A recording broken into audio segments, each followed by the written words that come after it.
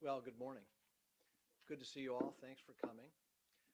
For the last 2.5 years, I have been engaged along with a group of 19 on a commission on retirement security for the Bipartisan Policy Center. My co-chair has been Jim Lockhart. I think many of you know him as co-chairman of Wilbur Ross. And Jim has been really indefatigable in this effort. Bipartisan Policy Center started this effort because they saw a serious societal problem. And I think all of us recognize the problem. It's that people are not prepared for retirement. Now, fair to say, some are. Some are actually in very good shape for retirement. But we know if you ask the American people what's their number one financial concern, they say insufficient savings for retirement. 64% say they're worried about not having sufficient funds in retirement. Federal Reserve just did a study, and they said 46% of the American people would have a hard time coming up with $400 for an emergency car repair. I mean, you think about the societal implications of 46% of the people not being able to come up with $400 quickly for an emergency car repair. So the Bipartisan Policy Center formed this commission, 19 members, totally bipartisan, former members of Congress, governors, senators, business leaders, and thought leaders, including Dallas Salisbury, who is here, former head of EBRI, who, if you ever want a question answered on what is the history of these retirement savings policies issues, go to Dallas, because it's all right up here.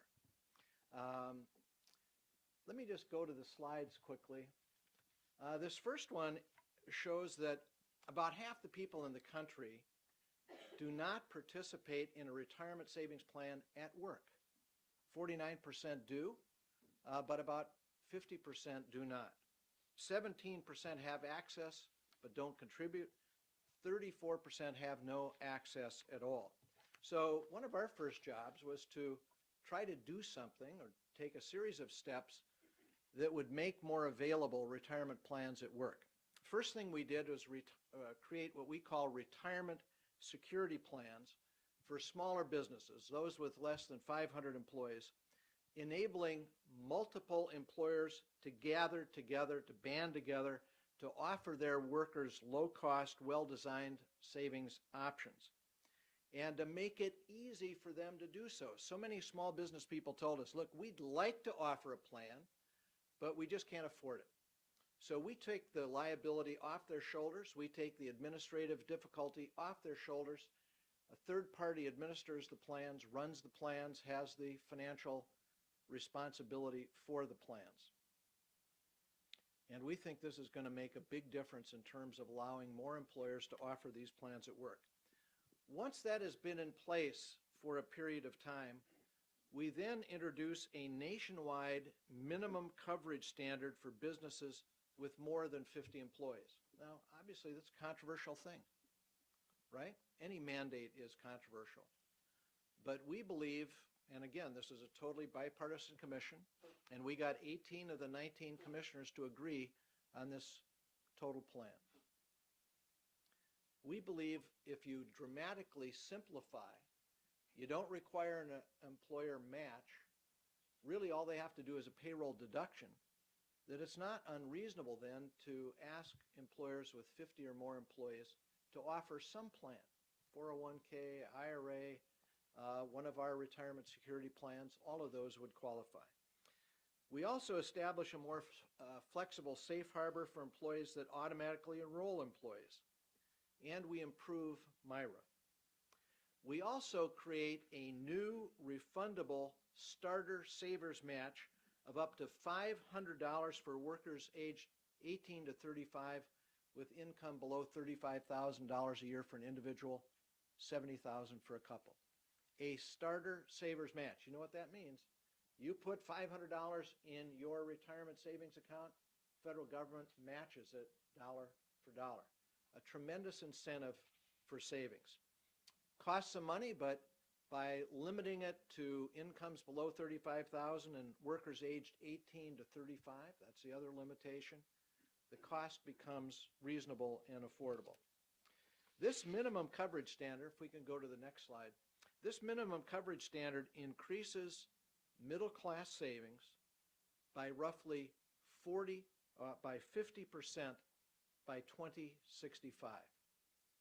Let me repeat that because it's really quite remarkable what a difference it makes.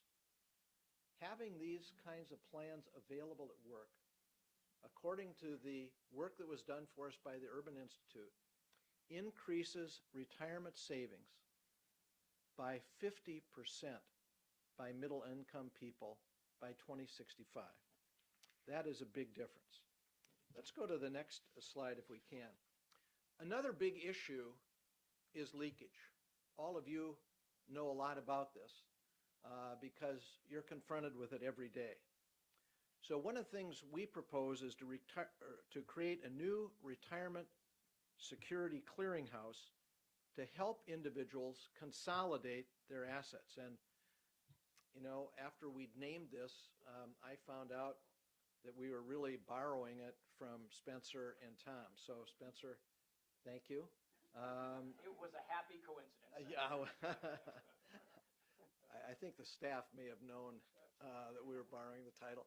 But, you know, it just makes so much sense. I know in our own personal life, you got all these accounts. When I left the Senate, you go to a financial planner and they say, what? You've got a little drib here, a little drab there. You got to put these things together to manage them effectively. We also simplify the process for transferring retirement savings from plan to plan. We clear barriers to automatic enrollment in multiple savings accounts. Because one of the things we find is one reason people are going and tapping their retirement account is they don't easily have some other account that they can go to. We also harmonize the early withdrawal rules for IRAs and 401k type plans. You know, 401k plans have a greater discipline to them than IRA plans. We've harmonized them, largely taking the IRA requirements and upgrading them to the 401k retirements to reduce leakage. If these are retirement accounts, they ought to be protected for retirement so that when people get there, they actually have funds available. Let's go to the next slide if we can. We also wanted to facilitate the use of home equity for retirement consumption. One of the things that jumps out at you is when you sort of pierce the veil, you find that Americans have $12.5 trillion in home equity, a sum that pretty closely matches the $14 trillion they hold in retirement savings. So this has got to be an asset that's brought to bear when we see people reaching retirement, don't have sufficient funds. Critically important they can tap their home equity. To discourage the use of home equity for pre-retirement consumption, we take away the tax deductibility. Again, obviously very, very controversial, but we think it makes a lot of sense in the context of something that's has tax-favored treatment. We also propose the establishment of low-dollar reverse mortgage pools for retired homeowners. That'll reduce cost because it reduces risk. Obviously, if they're low-dollar amount pools, that is going to make them lower risk and we believe lower cost. We also propose improving the financial capability among all Americans. One thing that's so striking is the basic lack of information people have about fundamental financial issues. You know, one thing we could do is if we would have more of a concentration in high school and in college, help people be better prepared to deal with their financial futures. We also seek to better communicate the advantages of claiming Social Security later. Amazing how many people think they should go down and start collecting at age 62 regardless of their financial situation. As you know, once you get past 66, for every year you wait, you get 8% more when you do retire, 8% more a year. That's a pretty good investment for those who can wait. Let's go to the next slide if we can. This commission also tackled Social Security. All of us know we've got a big problem. The trustees say by 2034, Social Security is going to be insolvent. Many of us believe it's going to be earlier than that. The 75-year shortfall is $13 trillion. That's the gap between the red line and the blue line. $13 trillion. That's real money, even in Washington. So this commission proposed, let's go to the next slide, dramatically narrowing that gap. And when you then factor in the interest income from the trust funds, we have made Social Security solvent for 75 years and beyond. And that's not just according to the commission. That is according to the Social Security actuary himself, Stephen Goss, who analyzed our plan and said, yes, not only have you accomplished 75-year solvency, you have accomplished sustainable solvency beyond 75 years with this plan. Critically important so people can rely on their Social Security benefits. Let's go to the next slide. The Social Security package reduces the old age poverty rate by 1/3, even while it closes that dramatic gap between revenue and expense. We reduce the elderly poverty rate by 1/3 over 20 years. Let's go to the next slide. How is that done? You know the way Social Security works now, if one member of a couple dies, the surviving spouse gets the higher of the two Social Security payments. But that often means their income is cut in half. What we're proposing is that when one spouse dies, the other keeps their Social Security 100%, plus they get 75% of their departed spouse's Social Security. That makes an incredible difference in allowing people not to outlive their income, makes an incredible difference in terms of people having a more secure retirement. Let's go to the next slide. The commission package dramatically increases benefits for lower earners. So at the same time we're making Social Security solvent for 75 years, we also lifted the bottom 20% very substantially by creating a new basic minimum benefit to supplement Social Security. And after all of the recommendations are taken together, we actually increase the bottom 20% by 34% over what is payable, and we increase over what is scheduled, I should say, 34% over what's scheduled, and 66% over what is payable. So we are taking the bottom 20% and lifting them very substantially. 34% over what's scheduled and 66% over what's payable. Okay, now you've told us a lot of good stuff here. Make Social Security solvent, you lift the bottom 20%, 34%, you take care of those departed spouses. One that remains is going to get a better payment. How do you do all this? How do you pay for it? First, we increase the taxable maximum to $195,000 by 2020. We raise the payroll tax rate by 1/10 of 1%, split evenly between employees and employers each year for 10 years. So these are very modest changes. But modest changes over time on a system this big make a big difference. We also adopt the superlative CPI for annual cost of living adjustments. For those of you who think of it by a different term, it's chained CPI as the inflation adjuster. We gradually raise the full retirement age by 1 month for every 2 years, starting for individuals who reach 62 in 2022. So 1 month for every 2 years, starting for individuals who reach 62 in 2022. The earliest age of eligibility we do not change. So that remains at 62 because we recognize there are some people that simply must retire at that age. We also apply the PIA formula to earnings in individual years rather than the career average, and that provides an additional incentive for people to keep working. They can see for themselves by keeping working, they're going to get a higher Social Security benefit. We cap and reindex the social or the spousal benefit, and we replace the WEP and the GPO with a proportional adjustment based on covered earnings history. So these things, WEP, has been controversial for many years. We replace it. Let's go to the next slide if we can.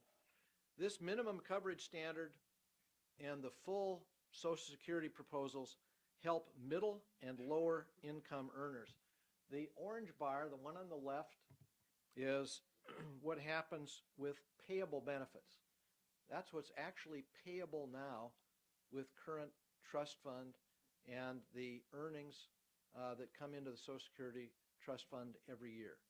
That's what's payable, the orange bar, the one on the left. The blue bar, the one in the middle, is what the Commission proposes. The red bar, the one on the right, is the scheduled benefits. That's what people think they're getting, but we all know they're not going to get because they don't have the money to do that. We all know when you reach insolvency, everybody is going to take a 23% cut. That's where we're headed. Under our proposal, nobody has to take the 23% cut. Instead, we make Social Security viable for 75 years and beyond.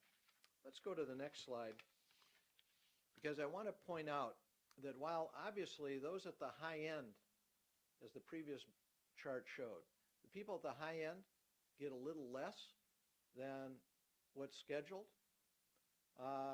they do better than the payable benefits. So everybody does better than the payable benefits. What's actually going to happen if we wait till 2034, or some of us believe earlier than that, when Social Security becomes solvent. So under our plan, everyone does better than what's actually currently payable. Let me just end on this slide. Where do we go from here? Because these are tough issues. But you know what? We face a tough reality here. The hard reality is, if we wait, if we do nothing, everybody's going to take a 23% cut. What earthly sense does that make? We can do better. Our plan uses about half revenue. I think we wound up 53, 54% revenue, about 46% benefit savings, as I've outlined here, extending the age very gradually over time, increasing the tax rate very gradually over time. So these are modest changes, but they make a big difference. The alternative is to wait, to do nothing, and for everybody to take a 23% cut. So when people say, gee, I don't want to pay a little more in taxes, I don't want to have the age increased. Yeah, well, how do you feel about taking a 23% cut? How do you feel about grandma taking a 23% cut? How do you feel about Uncle Frank taking a 23% cut? We've got to have people understand there are choices to be made here. And doing nothing is a lousy choice. So first of all, we think we got to educate the public on retirement security issues and solutions. We need to start a dialogue with the new administration in Congress. We need to work to advance legislation that's consistent with Commission proposals. And let me just say, one of the encouraging things on the retirement security front, there are a number of bipartisan legislative offerings that are really quite constructive. And we ought to encourage them and support them. With that, I look forward to your questions when we're finished. Thank you.